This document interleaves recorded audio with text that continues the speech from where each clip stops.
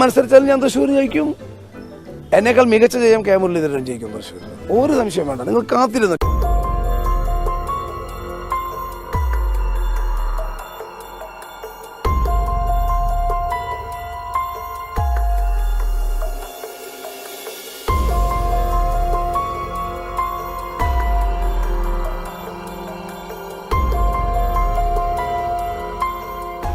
ദുഃഖഭാരം ചുമക്കുന്ന ദുഷഗുണമാണു ഞാൻ, ചില്ലുമേടയിലിരുന്നെന്നെ കല്ലെറിയല്ലേ, എന്നെ കല്ലെറിയല്ലേ. ഇതിപ്പോൾ പാടുന്നത് നമ്മുടെ കൊങ്ങുകളുടെ മുരളിച്ചേട്ടന് വേണ്ടിയിട്ടാണോ, അതോ കമ്മികളുടെ റഹീം ചേട്ടന് വേണ്ടിയിട്ടാണോ, അതോ സംഘികളുടെ കങ്കണ ചേച്ചിക്ക് വേണ്ടിയിട്ടാണോ എന്ന കാര്യത്തിൽ മാത്രമേ സംശയമുള്ളൂ. അല്ല, നിങ്ങൾ വല്ലതും അറിഞ്ഞിരുന്നോ?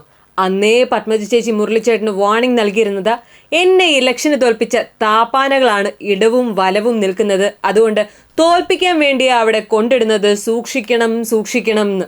കേട്ടില്ല?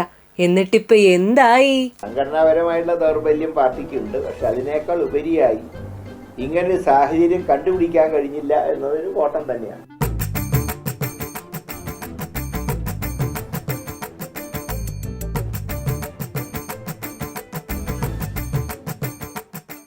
തൃശ്ശൂര് കയ്യിലെടുത്തിട്ട് പത്മജയുടെ മുന്നിലൂടെ ഷോ കാണിച്ച് നടക്കാമെന്ന് കരുതിയിട്ട് ഒടുവിൽ മൂട് പോയി. ഇനി തൽക്കാലം പൊതുപ്രവർത്തനത്തിനില്ല എന്ന് പറഞ്ഞ് മാറി നിൽക്കേണ്ട ഗതിയല്ലേ വന്നത്. അതും പോരാഞ്ഞിട്ട് അനുജത്തിയുടെ വക ഒരു ട്രോളും. എന്തൊരു തോൽവിയാ തോൽപ്പിച്ചത്, ഒരു മാന്യതയൊക്കെ വേണ്ടേ എന്ന്. തീർന്നില്ലേ? പിന്നെ ജയിക്കാൻ പോയി തോറ്റ ചരിത്രം മാത്രമല്ല, ജയിപ്പിക്കാൻ പോയി ഒടുവിൽ തോൽപ്പിച്ച ചരിത്രം വരെ നമ്മുടെ മുതിർന്ന ചില സഖാക്കന്മാർക്കും ഉണ്ടായിരുന്നല്ലോ. ആദ്യം നമ്മുടെ ചോട്ട സഖാത്തിയിലൂടെ തന്നെ തുടങ്ങാം. മുകേഷ് ഏട്ടന് വേണ്ടി വോട്ട് അടിക്കാൻ പോയിട്ട് ജില്ലാ ആശുപത്രിയിലെ പ്രശ്നങ്ങൾ പറഞ്ഞപ്പോൾ ഒന്നുമില്ലെങ്കിലും പൊതിച്ചോറ് ഞങ്ങൾ കൊടുക്കുന്നുണ്ടല്ലോ എന്ന് പറഞ്ഞ് സ്വയം ട്രോൾ ഏറ്റുവാങ്ങുകയല്ലായിരുന്നോ നമ്മുടെ സ്വന്തം വാഴക്കുല ചിന്ത ചേച്ചി. പിന്നൊരു സഖാവുണ്ട്, വളരെ കേമനായ പ്രസിദ്ധനായ ഒരാൾ. പാട്ടും പാടി ജയിക്കുമെന്ന ശുഭാക്തി വിശ്വാസത്തിൽ മുന്നോട്ട് പോയ ആലപ്പുഴയിലെ പെങ്ങളൂട്ടിയെ പോലെ ചെല്ലുന്നിടത്തെല്ലാം സ്ഥാനാർത്ഥികളെ സ്വയം പാട്ടുപാടി തോൽപ്പിച്ച നമ്മുടെ സ്വന്തം സഖാവ്.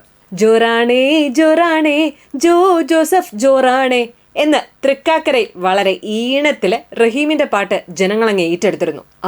അത്ര നല്ല പാട്ടാണോ എൻ്റെ എന്ന് തോന്നിയതുകൊണ്ടായിരിക്കാം ആറ്റിങ്ങിൽ പോയി ജോയ്ക്ക് വേണ്ടിയും അതേ പാട്ട് തന്നെ പാടി. ജോറാണേ ജോറാണേ വി ജോയ് ജോറാണേ. അതും ഫലപ്രഖ്യാപനം വരുന്നത് വരെ അങ്ങ് ഹിറ്റായി തന്നെ തുടർന്നു. ജയിക്കാൻ സാധ്യതയുണ്ടായിരുന്ന 2 സ്ഥാനാർത്ഥികളും അതോടെ ഡിം.